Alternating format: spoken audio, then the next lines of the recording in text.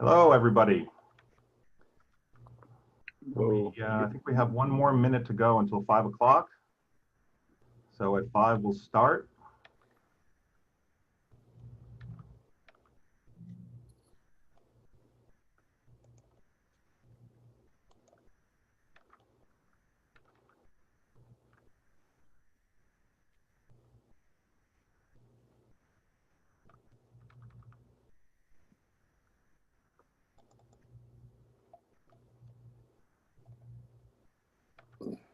Well, my clock says 5 o'clock, so good evening, everybody. Thank you for joining us today for a Wildfire and Safety Preparedness webinar. I'm Mark Carroll, President and CEO of Breathe Southern California. If you have any questions, please save them for the Q&A portion at the end. Now I'd like to introduce our panelists. Ronald Haralson is fire captain from the LA County Fire Department. Michael Thomas, MA, is associate professor from the Department of Technology at Cal State LA, an associate professor in the Department of Technology, also a fire technology instructor at LA Community College, and a retired battalion chief from the LA Fire Department, where he has experience in fire service and emergency management in South LA, downtown, West LA, Hollywood, and East LA. Zab Mosenifar, MD, is the Jerry and Richard Browerman Professor of Medicine and Executive Vice Chairman of the Department of Medicine and Medical Director of the Women's Guild Lung Institute at Cedars Sinai Medical Center and the David Geffen School of Medicine at UCLA. He is one of the internationally recognized experts in the treatment of asthma, COPD, and has authored more than 200 articles, reviews, book chapters, and abstracts. So we're happy to have him. Miriam Andino is a preparedness specialist from the American Red Cross of the LA region. She has been with the American Red Cross LA for 2 years and has had the opportunity in her role to help communities prepare and recover through Red Cross deployments for the Ridgecrest earthquake, Hurricane Dorian, and local home and wildfires. So thank you all for joining us today. I appreciate all 4 of you being willing to come and join us and talk about wildfires and help educate people about wildfires. Let me start with Captain Haralson. Can you share with us the statistics of fires in California? Well, I think the most glaring statistic is that wildfires, and you know, through the stats throughout, not only regionally and throughout the state and locally here in LA County, is the number of acreage lost compared to 2019 this year. 2019, we're talking about 250,000 acres, 3 fatalities, and about 732 structures that were damaged or lost. And in this year, we're talking about over 4 million acres that have burned. We're talking about 31 fatalities, unfortunately, and numerous structures that were damaged and lost. So that's the most glaring statistic that would stand out to me in the form of as far as wildfires are concerned. So that's definitely on everybody's mind here. It just seems like every year when we say this is the worst fire season ever, it seems like the last few years it has actually been that. Every year has progressively gotten worse. So we're in the middle of really a tremendous wildland season, and we're not quite into our Santa Ana months yet. So it's going to be interesting. We're going to brace ourselves for that. So how are the fires today different from the fires that you've seen earlier in your career? Well, I think we're definitely looking at, you know, the climate change and what that's done to vegetation. We're seeing fires, obviously we're getting more fires, and we're seeing fires burn, you know, faster and hotter and longer.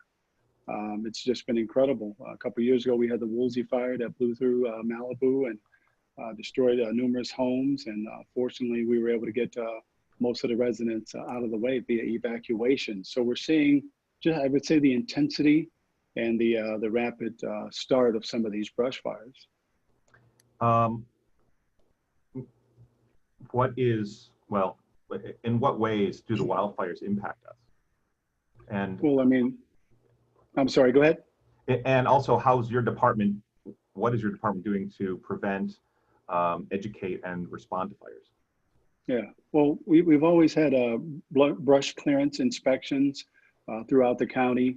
We have our coastal months where we start, or those high risk areas where we'll start brush inspections, and then also into our inland areas or Antelope Valley, Santa Clarita areas. we got a tremendous amount of brush. You think about 4 million residents that we protect, so a tremendous amount of brush. So it impacts us in that way. We've got a lot to be responsible for. We've got a lot of brush to cover. So we really try to reach out to the residents and let them know that conditions are changing, the climate's changing.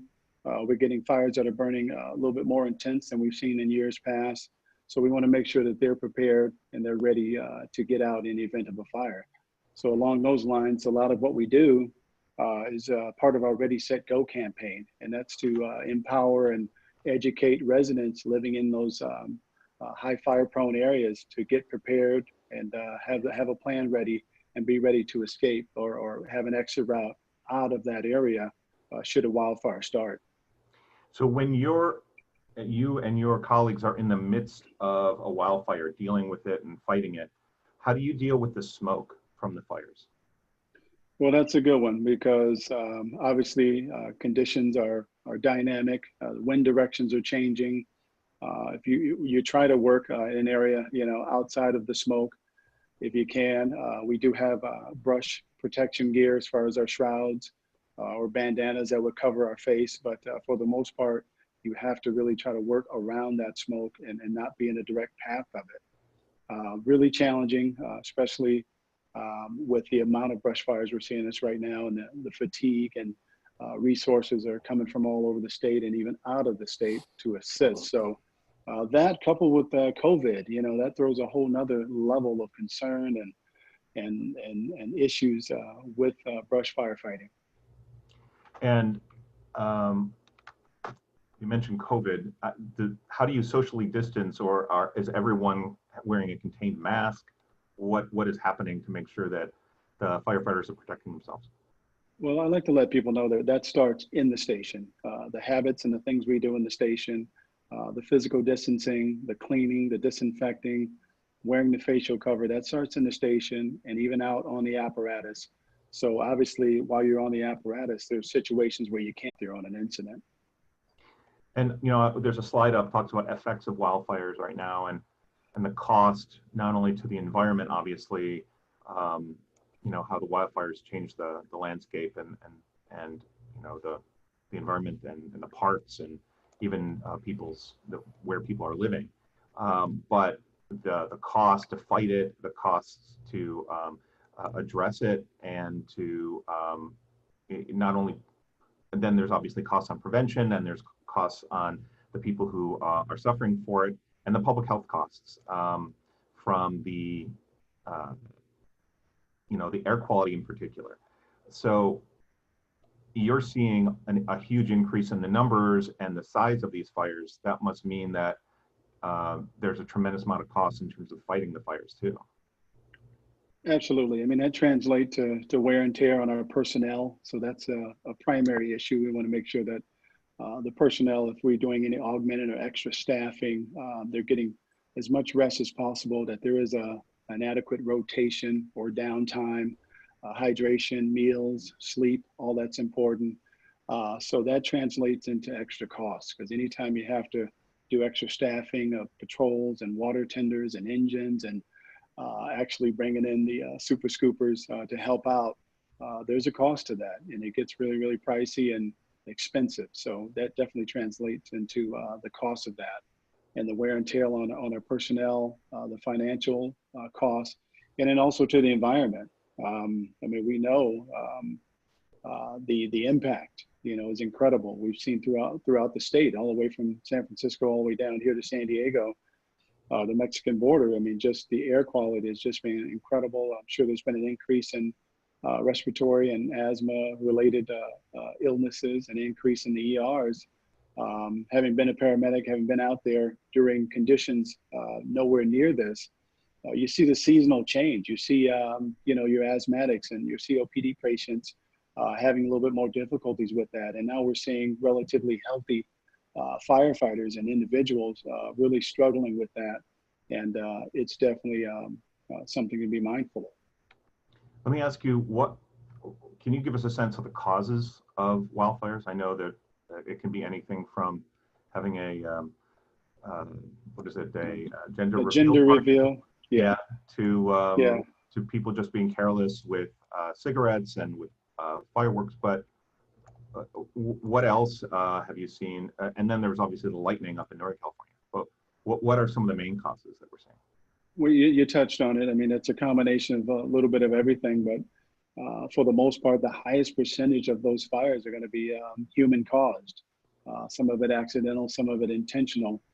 A lot of it's carelessness. A lot of it, when we have our, excuse me, our increased fire danger days and red flag conditions, we try to tell the public and individuals, be careful with operating anything that could cause a spark, even if it's a gender reveal, incendiary device.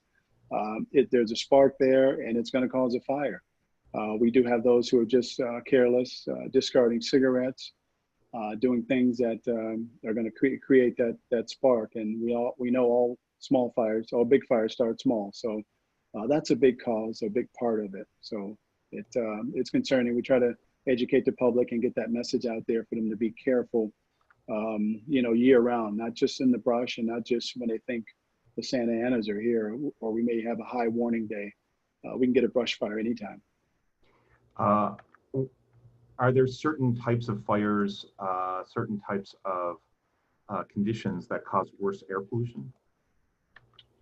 Well, I mean, definitely the pollutants from a large brush fire are going to wreak havoc on the environment and on personnel and residents. There's some chemical and obviously the large commercial fires with a lot of plastics and synthetics that are being used in a lot of the storage and manufacturing of equipment and products. So that puts off a lot of toxic, poisonous gas, if you will. Okay.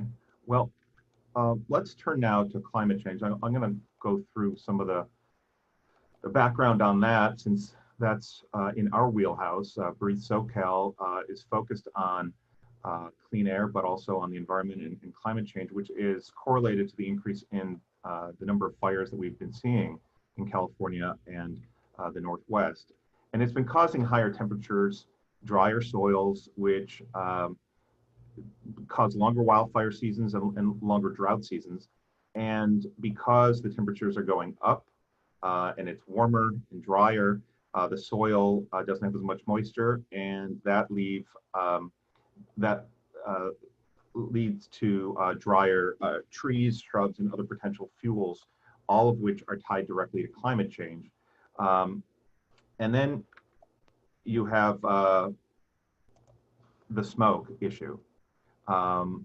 Wildfire smoke, as the captain said, when wood and other materials are burning, it produces a lot of toxic chemicals, and it also causes the fine particulate matter, which is the ash and soot in the air, and the dangerous gases like carbon monoxide and the nitrogen oxides and the volatile organic compounds. And when volatile organic compounds and nitrogen oxides mix in the air in the sunlight of Southern California, that's what creates ground level ozone or smog. And the particulate matter is the haze and the stuff that sits on your windowsill. One of the main pollutants that's found in the smoke is the particulate matter 2.5 micrograms or less, which is that it's a mixture of solid and liquid, and they're suspended in the air, and so they're very, very tiny. 2.5 micrograms is smaller than a human hair, thinner than human hair, and it can be inhaled deeply into the lungs. Carbon monoxide is a colorless, odorless gas, and that's why in many of our homes, and Fire Captain will talk, could tell us all about the need for carbon monoxide detectors in our homes, but that's what is found in the smoldering stages of the fire, and it's a risk to those who are near the gas and near the smoldering areas. So with the wildfire smoke and climate change causing many more wildfires, we're seeing a longer fire season, and as a result, the 50 million people who live on the West Coast in counties that have had at least one unhealthy or worse air quality day during wildfire season this year know the impact of air pollution from wildfires. In LA County, 10 million people experienced unhealthy air quality this year. And oftentimes it's the wind direction blowing the smoke, whether it came from the fires up in the San Gabriel Mountains or near Yucaipa.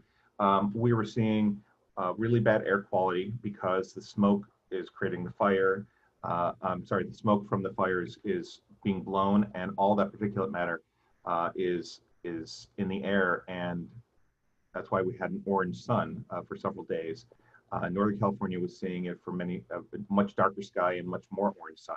So, and that's due to the hotter weather, stronger, more persistent inversion layer that presses down and keeps the pollution in and doesn't let it blow away. And so all of that leads to air quality that is pretty poor or really poor, and that's dangerous for people to breathe in. So I want to get now to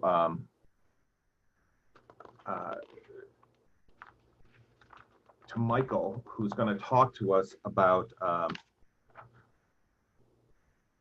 this Cal State fire protection program, because I'm intrigued. When we hear about fighting fires, we don't think of students in college who are doing that as part of their curriculum. And so can you talk to us, Professor Thomas, about what you're teaching and the people that you're working with, the students that you're working with, and how that program works? I think you're on mute. Absolutely, and thank you for that introduction. And that's kind of a misnomer. The fire service has become more and more of a profession. With the advent of the three components of professionalism: training, experience, and education. Cal State LA focuses on the educational aspect of fire protection, and we're the only institution on the West Coast that offers a Bachelor's of Science degree in fire protection administration. Just kind of tells you the professional aspect of the department. And this is something that's characteristic of most large municipal fire departments in terms of the required education. We are what we call a 2+2 program. Many of the community colleges have fire protection or fire technology classes, which consist of 2 years of a core curriculum in which you're eligible for a fire technology degree, or basically an associate of science or an associate degree in fire technology. And then with that, you're eligible to transfer to Cal State LA, which includes another 18 units of upper division courses. It focuses on the technical administrative aspects of the fire service. And our program is such that we get a lot of people that are actually currently in service with the fire department, because obviously some departments don't require degrees. I mean, basically a high school diploma and good physical condition is the requirement. But in terms of competing, once you are successful at the entry level, it's highly recommended and sometimes even required that you have further education in terms of promotional possibilities and some of the more specialized positions within the fire service. For instance, fire inspector, heavy equipment operator, special rescue teams, or even company and chief officer positions. So it's a very comprehensive course and very highly recommended. And as I said, we have both in-service individuals that are currently with fire agencies, and we do have transfer students from the community college level. And those are the individuals that we see on the fire lines, the ones that are actually in service. And one of the beauties of our course, as they pursue their bachelor's Bachelor of Science degree pursuits, the class is totally online, so they're able to take the course even when they're on the line, on the fire line. Some of these large fires, as long as they have a computer, they have access to the curriculum. Great. So when they're fighting, so if they're doing it online, they may not even be meeting each other, and they're working all over the state. Is it, or are they even broader than that? Yeah, we've got individuals that are in service all over the state. We have Cal Fire students, we have LA City Fire, LA County. So we have a variety of in-service students that take the course online. And that's one of the benefits of having it online. Of course, a lot of the institutions are going online now with the COVID situation, and they have to adjust their curriculum. So it was kind of a natural transition, because we were, Cal State LA, our program has been online for a couple of years now. So it's quite conducive for in-service instruction. And so what are they learning that they're not learning in their own, either the earlier classes that they transferred from, or working on the line? Well, there are a lot of areas in the fire service that require additional study. The basic firefighter is responsible for certain task level responsibilities in terms of responding to emergencies. Many agencies require that firefighters be emergency medical technicians. That's an aspect that has to be a lot of times accomplished before they enter the entry level position. But fire prevention is a topic that it can be specialized in terms of more advanced fire inspections, more complex buildings, high-rise buildings, more multi-use occupancies, require more code knowledge. Plan checkers is another area in fire prevention that requires additional specialized education. And then the officer positions, when you go into position leadership, company officer, chief officer, even some of the heavy operator positions where you actually drive the apparatus. Those are promotional positions, and they're very competitive internally within the agency. And a lot of times what separates the individual being successful is the amount of education he has, or that he actually brings to the position. So it really helps in terms of not only the professional aspect of the entry-level firefighter, but also in terms of promotions within the agency. So when you touched on prevention as one of the things that's discussed, and you've highlighted prevention with regard to the inspections, but wildfires can happen anywhere at any time. Yeah. How do you prevent wildfires? And are fire services focused on the prevention of wildfires in addition to the prevention of industrial fires? Absolutely. One of the requirements in terms of preventing wildfires is brush clearance. I think Captain Haralson mentioned that. That's an aspect of fire prevention where inspectors actually go out and inspect the wildland areas, particularly those that borderline urban interface plains that actually have more exposure to the brush area. There's certain requirements that, in terms of clearance from the structure, from the roof areas, from the border areas where that structure is, and so that enforcement has to take place. And I know with LA, we had a dedicated brush fire or brush inspection unit that actually participated in that inspection process, and that requires a good knowledge of the code and the surrounding areas of making sure that the clearances are taken care of, and that includes the construction of roof materials, dwellings. All those things fall under the parameters of fire inspection and code enforcement. And let me go back to Captain Haralson. When LA County Fire is dealing with prevention for wildfires, because you're seeing them in a lot of rural areas or on parks or things that have a lot of areas that have a lot of trees that may abut residential areas.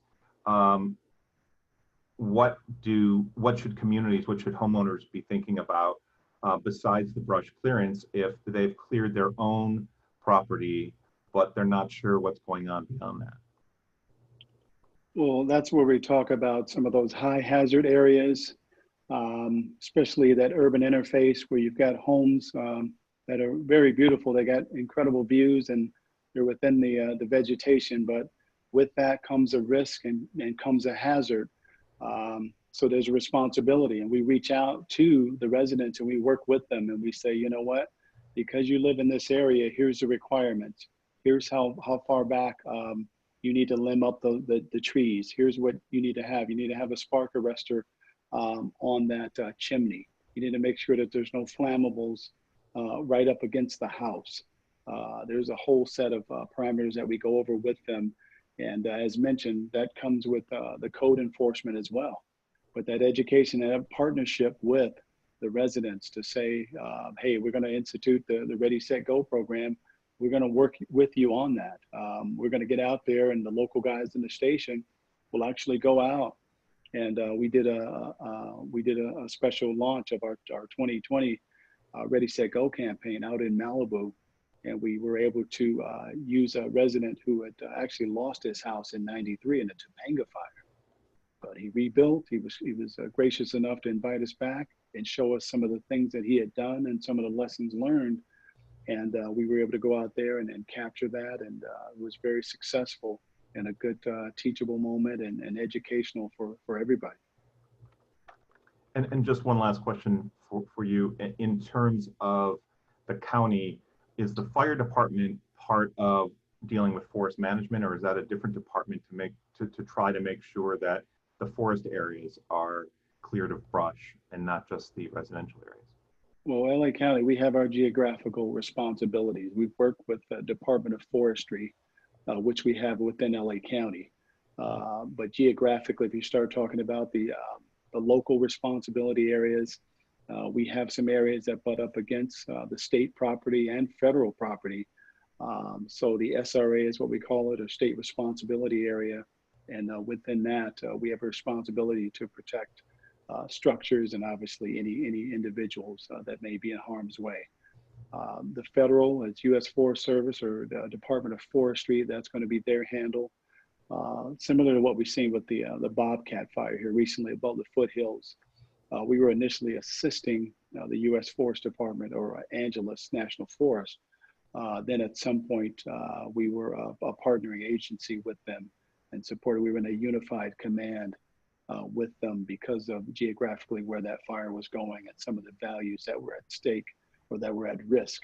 Some being Mount Wilson with the observatory and communications equipment that we had to protect. And then also when it made that run to the other side down towards Juniper Hills and into that Palmdale Lancaster area where unfortunately there were several homes lost. So that's where our responsibility lives. So we're all in this together. There is a partnership. There's your direct responsibility, but at the end of the day, there's that mutual aid agreement and response that we try to help each other out. Great. So let's turn now to how to protect yourself from wildfire smoke. And now that we know more about what causes wildfires, we want to deal with the impact of the wildfires. You can see here a picture of the smoke coming from the wildfires. Even if you don't live in an evacuation zone, the smoke from the wildfires can still pose a serious health risk. So let me turn to Dr. Mosenifar. What are the health effects that people may experience from wildfire smoke, from breathing it in, being exposed to it? Thank you, Mark, and thank you, the panelists. So in terms of the short-term effect, obviously thermal injury, which our very brave firemen are in the forefront of it. And then you're talking about the residents living in proximity or far away from the fire. Brush fires create a series of gases, such as the carbon monoxide you mentioned, aromatic hydrocarbons, ozone, nitric oxide, benzenes, aldehyde, sulfur dioxide, and those are in the immediate vicinity they wreak havoc in the lungs, and I'll come back to that in a minute. But then the third really big piece are these particulate matters of PM10 and particularly PM2.5 microns. These small particles, 2.5s, they travel hundreds of miles, easily 50 to 100 miles. And during the recent LA fires, California fires, they had detected the particles in Iceland. So, but in terms of the impact of these particles on the lungs, they're in normal lungs versus what I call vulnerable population, such as patients with lung disease, heart disease, children, pregnant women, anyone with immune deficiency, anyone with respiratory problem, anyone with cardiovascular issues. These particles get inside the lung and start irritating the lung. And if you have any of these underlying lung disease, then you have, you're gonna have exacerbation of your COPD, your asthma, congestive heart failure. So these are the individuals, as I mentioned, vulnerable people. They need to protect themselves by adhering to take their inhalers, staying indoor, using masks, even indoor. And of course, protecting pets are really a part that we might touch on later on. But these individuals, it's really important to wear N95 masks and use air purifiers inside the house and not to go outside. And I know, you know, with the COVID situation and the fire, the whole thing gets compounded. It creates even some more negative environment for just anyone, most of the population. But these are some of the things that one has to do. In terms of normal population, that super healthy, they need to heed the same advice as well. And in terms of the long-term impact on those individuals, these particles land inside the lung. They travel all the way down to alveoli, those small air sacs inside the lungs. And they create small airways dysfunction the years later when we do test individuals who've been in these kind of environments. They have had long exposures, hours or days. Then years later, we see evidence of small airways disease in them. So when you have parents who are trying to figure out whether their kids can go out on a bike, ride their bikes, or to go out and take their dog, I can just say that a couple of weeks ago when we had the bad air in Los Angeles, it didn't look that bad and it didn't necessarily feel that bad. But when you looked at the AQI on your app or on the weather or on AQMD's website, you saw that it was 160 or 180, and it's really bad, especially for kids. But you couldn't sense it outside necessarily, and you're not smelling the smell that you often do when you have. And then there were some days where the sun was brighter, it wasn't as orange. So do you recommend that people, when they're during this time of year, do they check every day to make sure that they're not going out when there's bad air that they didn't even realize? So I would recommend two things. Number one, obviously check the AQI on a daily basis. And as you pointed out, there were days that the LA and the West Side near the beach was close to 120, 130. And ordinarily, the healthy air, good air is about 50. Number two is anytime you smell something, and smell, as you pointed out, sometimes you don't smell it depending on the pattern of wind. You may be really, I can tell you that there were days that I couldn't smell in my backyard, but when I walked on the street in front of my house, I could smell it. So depending on the flow of air and the pattern, you may or may not smell it. But if you live within the large metropolis, as we do, and there are fire near Glendale or the slopes of Mount Wilson, you know that you live in the fire area. If there's an active fire, one has to minimize their exposure. Obviously, you know, when you have pets, you need to take the pet out, and children, sometimes you have to, even with the COVID situation, you have to have some semblance of life a little bit, but you have to minimize it. Particularly, my issue is with the children. You know, children's lungs grow, Mark, till age 18. And our lungs stop growing at age 18. So till age 18, as the lungs grow, if you really damage those young growing lungs, these are the people that they pay the price years later.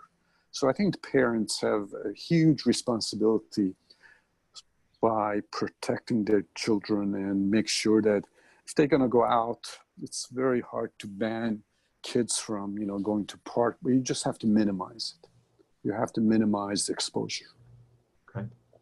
Well, the other side of this whole discussion is preparing for a wildfire, making sure that we're trying to make sure that we don't have the devastation and the problems that often come with wildfire, to either prevent the wildfire entirely or to prepare and make ourselves safer. So let's move on to emergency preparedness. Ms. Andino, what are the steps that people can take to prepare for a wildfire in advance?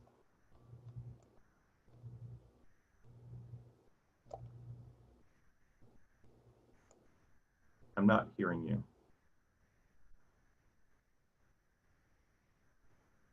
I don't know. You're not muted, so I don't know if your microphone is working. All right. There you go. We can hear you now. All right.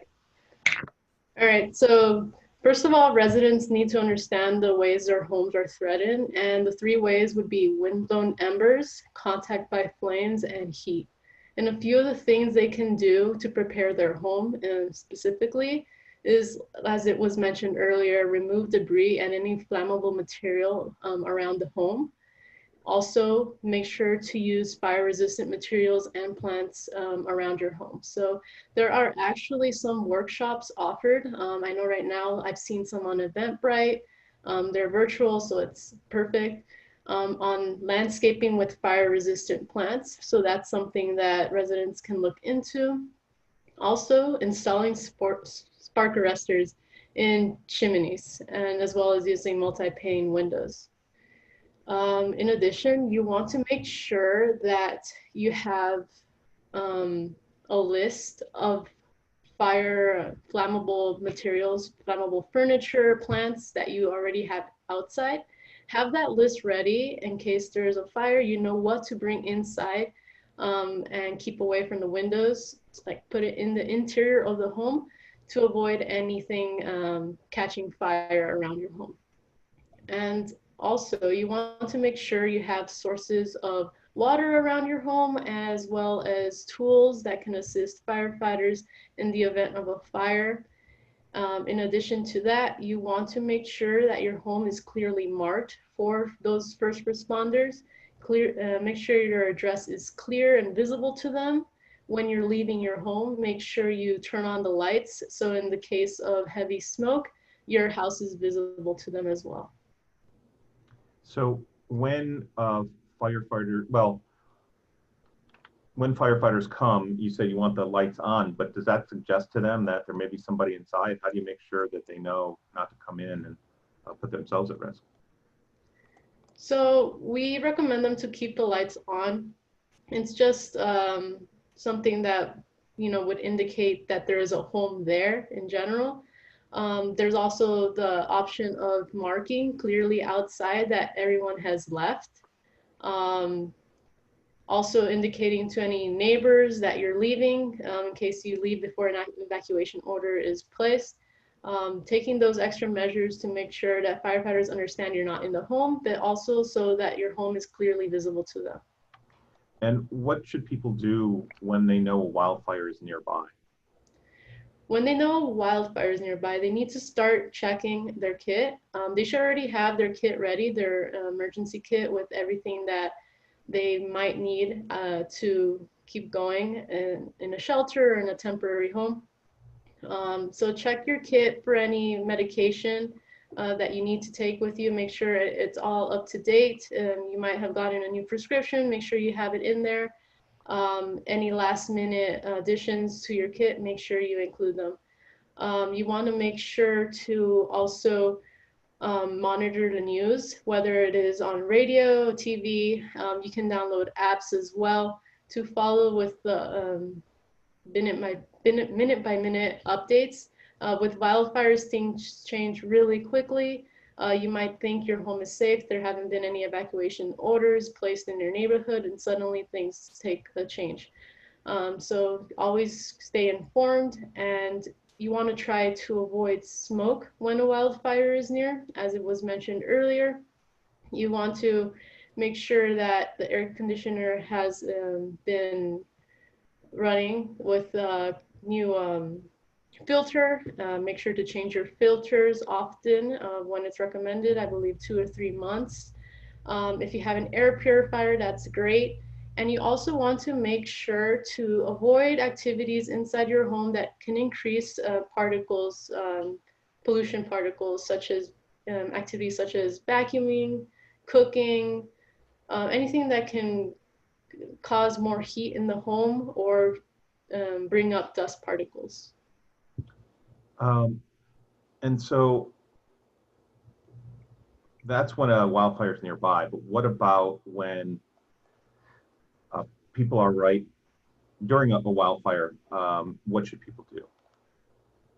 So during a wildfire, you might see a wildfire and you don't know if it's been reported, if you're seeing the beginning of a wildfire. So make sure to call 911 if you haven't heard anything about it anywhere. And don't take a chance that someone else has already done so. And once you start hearing evacuation orders, make sure to pay attention to them. If you feel that the wildfire is very close, yet you haven't heard an evacuation order, make sure to leave. There's no requirement for you to wait until the evacuation order is placed.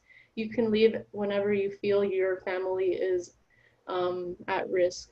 So evacuating early to avoid being trapped is essential. You also have to know that during a wildfire, conditions might change to the ones you're used to on a day-to-day basis. So make sure beforehand you know the evacuation routes that are accessible to you, not just the route you take on a day-to-day basis, no other routes around your neighborhood. So in case something is impeding your normal route, you have an alternative. Also, during a wildfire, as you're headed out, make sure you always use your headlights, no matter if it's daytime. You want to be visible to others.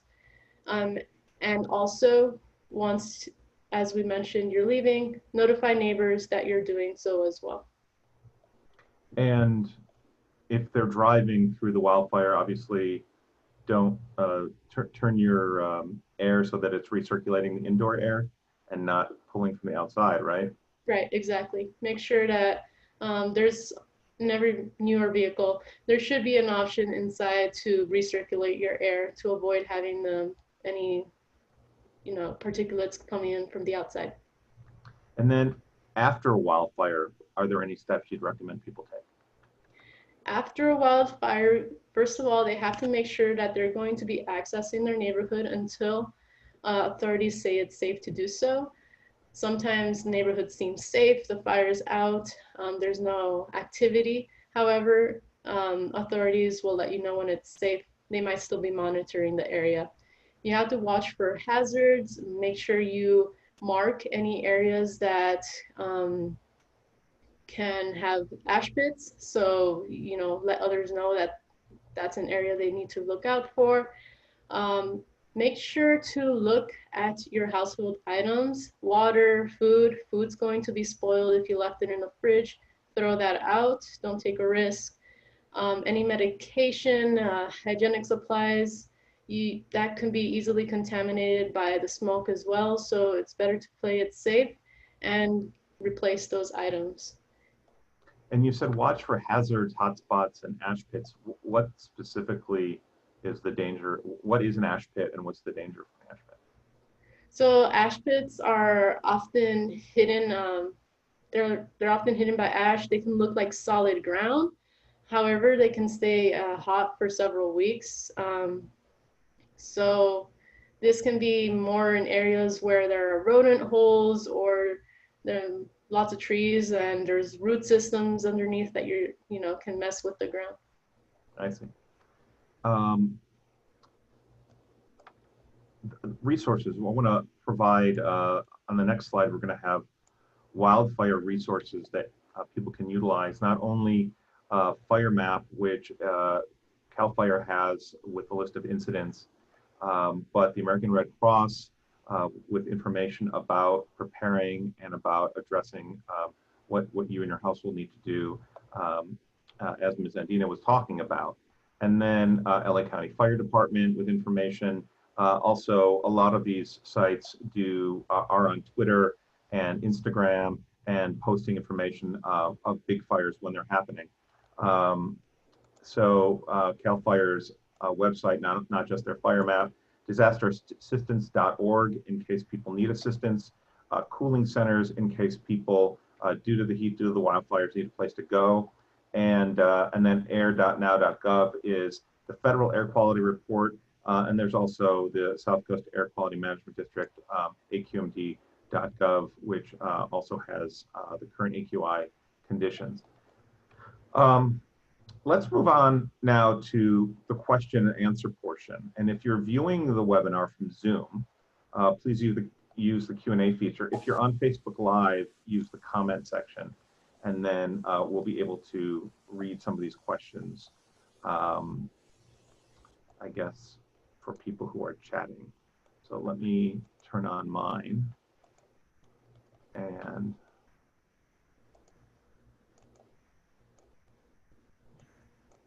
I clearly don't know how to do this.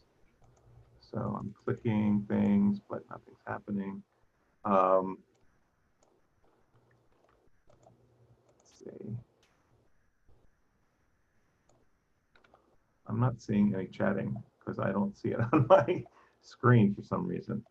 I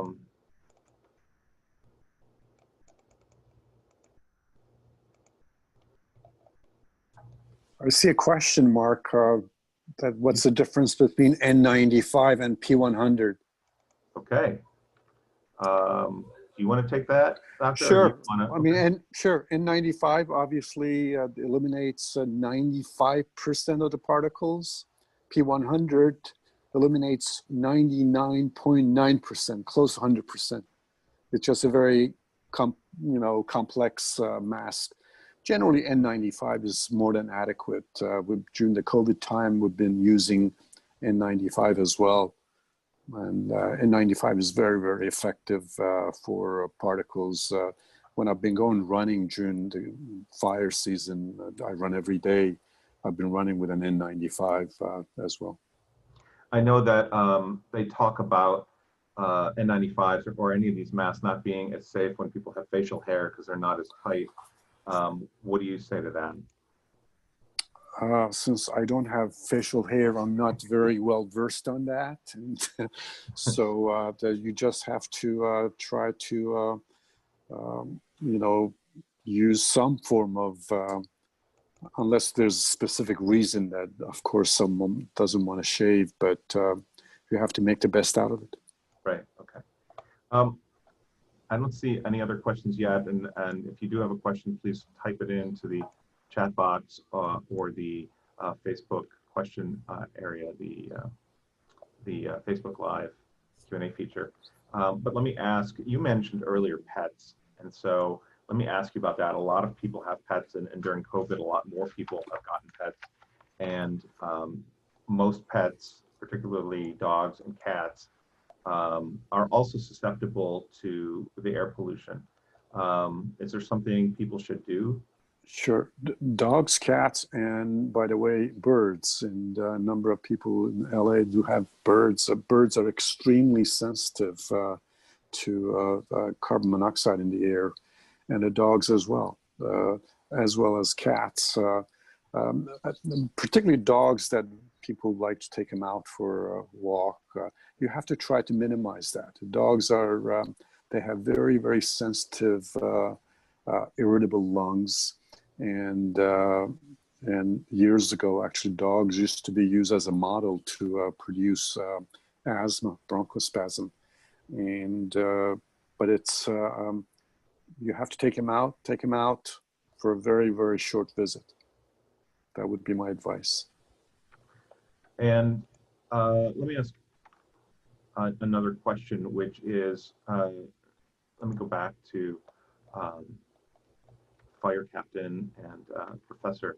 So when you're talking about, we heard a little bit about the prevention, and is there anything that you want to add that people should think about that they might not even think about when particularly when they're driving on roads while there's wildfires and trying to evacuate, or when they're not getting out and they should be getting out?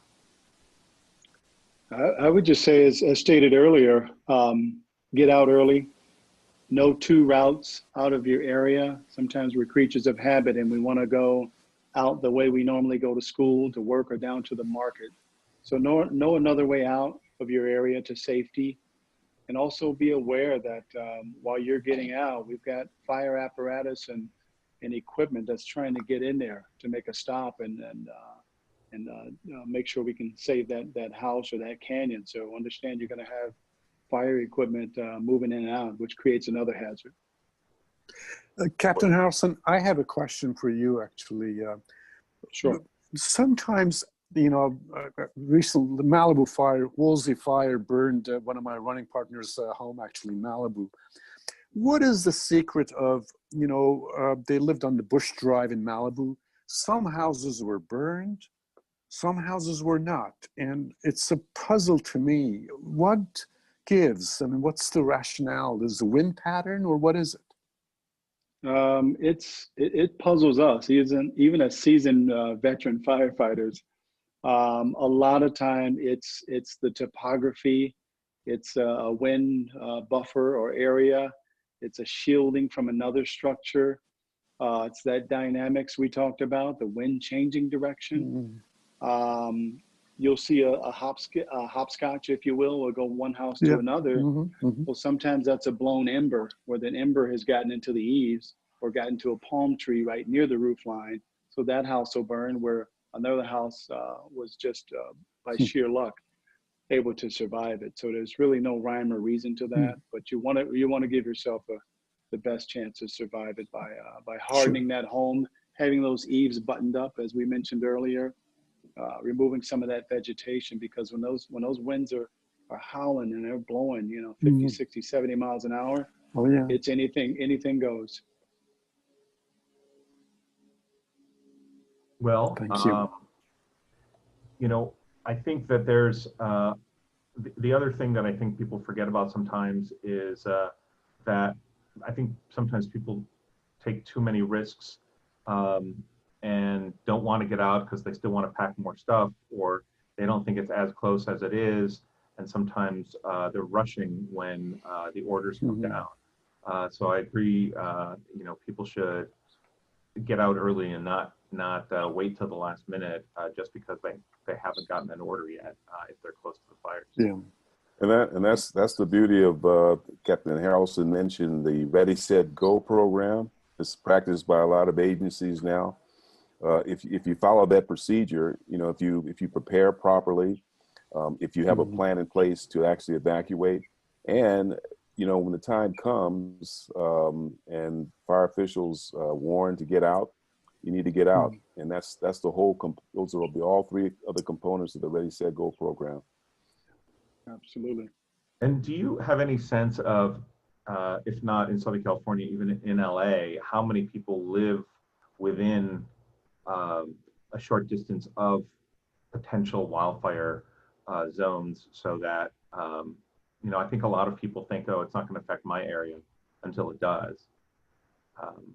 Whether it's, you know, I know like the valley, San Fernando Valley was hit just a couple of years ago, and it really was a lot more extensive than people thought it would be, simply because the valley is surrounded by these hills that have a lot of vegetation on the side. Well, Professor, you want to take that one? Go ahead. Yeah, there are designated areas throughout throughout the city. I know LA City practices red flag alerts and red flag zones that actually warn folks that they live in very high hazard severity zones. This is knowledge that the citizens should have. So when the conditions are ripe in terms of the winds, in terms of low humidity, the fire service actually promulgates that it's a high hazard day, and they should stay in touch with those warnings and be prepared to respond or to evacuate accordingly. So there are signals, and people should know if they live in certain high severity zones and to prepare accordingly. It's no mystery. I mean, I'm sure the same thing is practiced in LA County and other areas where people should know that they live in a very, very high hazard zones, and they have to be cognizant of warnings and weather conditions. Yeah, you make a great point. I mean, geographically, LA City and LA County, huge departments. I think about the urban interface and the wildland, all Laurel Canyon, the Topangas that impact both of us through that 405, the Getty Pass there, huge homes right there in the interface. We've had several big fires over there, and been assisting or shoulder to shoulder with LA City on a lot of fires through the 118 pass, that whole area. So when LA County, we think about the Malibus, Topangas, Santa Clarita, even Catalina Island. You can get an incredible brush fire over there, which is a whole nother level of firefighting. Well, I just want to reiterate for people who don't know that the year 2020 has been the largest wildfire season recorded in California history, according to CAL FIRE, and we are not done with it. It is still not over. We're only in October, and we've had over 8,300 fires costing $1.6 billion so far in damage. So it's each year has been progressively larger in terms of the numbers of fires and the breadth of the fires. And we want to thank you, Captain, and you, Professor, for the work that you do, and the work that, Professor, the work that your students are doing, Captain, the work that your colleagues are doing to protect us all in this region when there are fires and wildfires. We appreciate your service, and I want to thank Dr. Mosenifar for participating here and helping us understand some of the medical impacts and health impacts. And Ms. Andino, I appreciate you coming from the American Red Cross to talk about what people can do so that they can prevent some of the negative impacts next time there is a fire. I want to ask everyone who's watching to complete the quick 5-minute attendee survey. You can utilize the link in the chat box or take a picture of the QR code on the screen. And the first 3 attendees to complete the survey are going to receive a free American Red Cross emergency kit. That's the kit that was talked about earlier to make sure that you can get out quickly, ready, set, go. So please fill out those surveys, and you'll be entered into that. So the first 3 will get that. And I want to thank again all the panelists for taking the time to share the information on wildfire and safety preparedness, and for joining us this evening. I also want to thank SoCal Edison for a grant that provided us to bring this to you this evening. They underwrote this wildfire presentation. And if you have any further questions about this or anything that we talked about, please feel free to contact us at breathesocal.org or follow Breathe SoCal on social media at Breathe SoCal. And you can send us email at info@breathesocal.org. You can also find me on Twitter and Instagram at mcarroll.